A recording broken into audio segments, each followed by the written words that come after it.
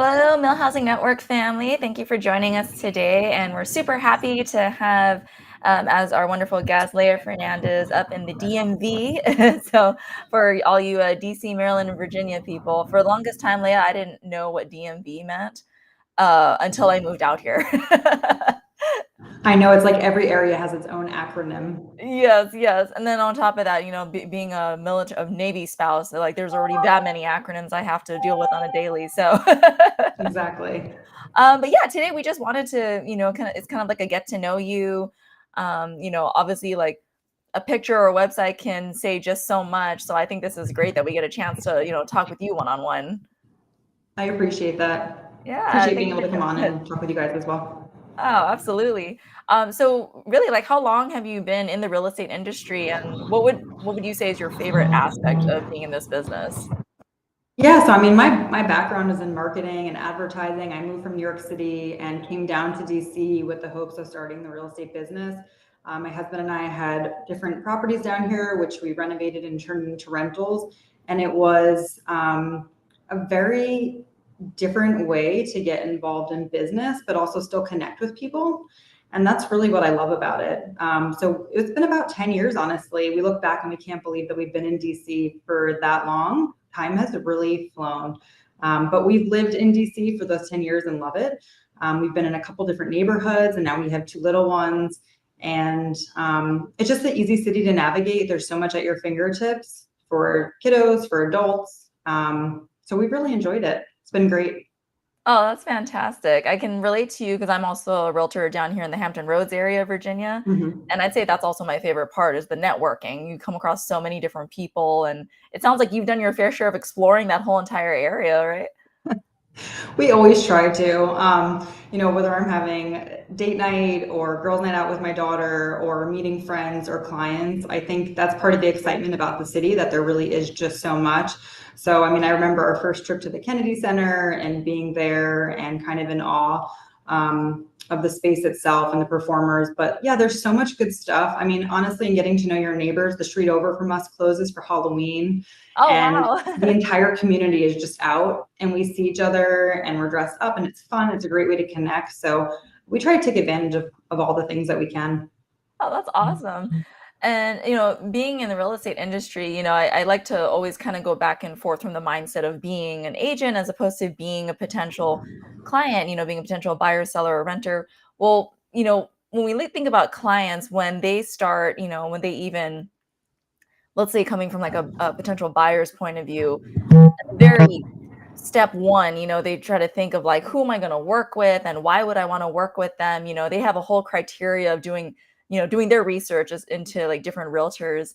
But, I kind of wanted to do like a fun take on it and say, like, from your perspective, I'm sure there are things that you look for in a potential client. So like, what is it what are some things that you would say like, okay, yes, I think you'd be great to work with. Yes, that those are the aspects that I'm looking for. So what would your list be?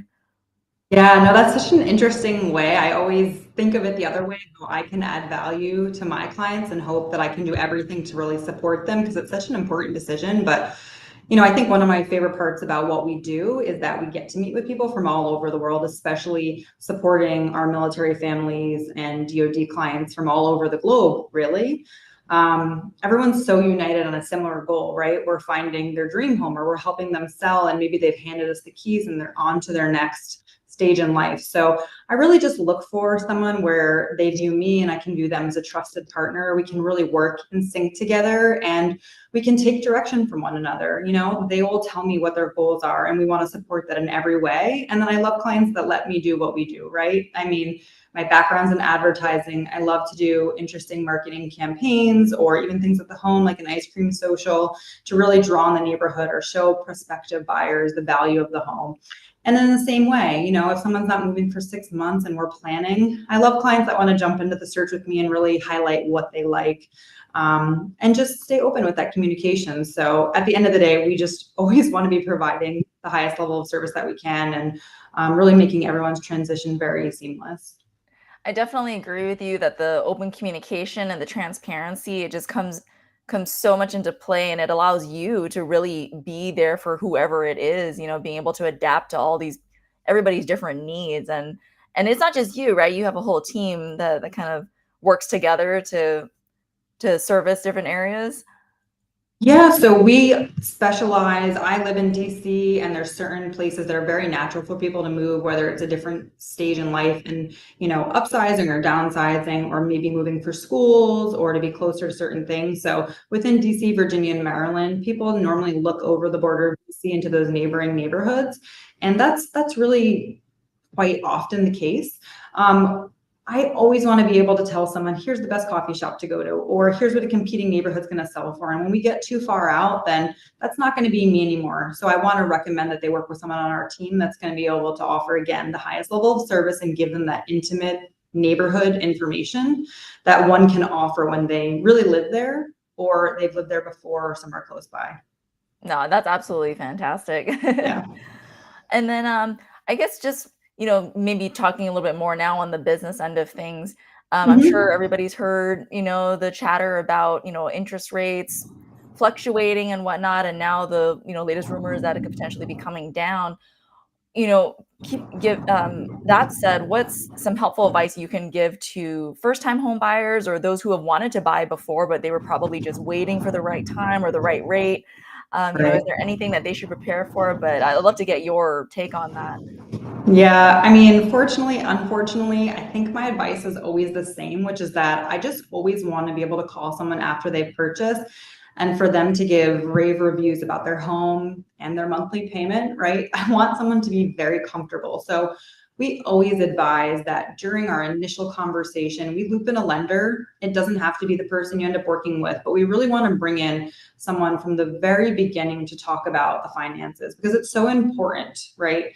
It's a huge decision. And while our team can certainly tell you, here's what growth has looked like over the past 10 years, or here's where things are trending with new development, I want to loop in a lender where they can talk with you about, okay, well, maybe you're pre-approved or able to get a loan for this amount, but here's what the monthly payment looks like. Is that comfortable for you? Will you be able to sustain that if something were to happen? Do we have reserves in place? Right? Because with a home, even though it could be our greatest asset in the future when we go to sell and it may appreciate, we want to prepare for maybe the roof in 5 years, right? And I want my clients to feel very secure about that purchase. So for first-time home buyers right now, people just entering the market, rates did just recently tick down, and it's also August, which is a very slow time of year here, or one of the slower times. So for homes that are on the market, you may be able to snag something at a more competitive price, or at least not be competing with as many other buyers since people are on vacation. Just maybe not as focused right now. So there is an opportunity there.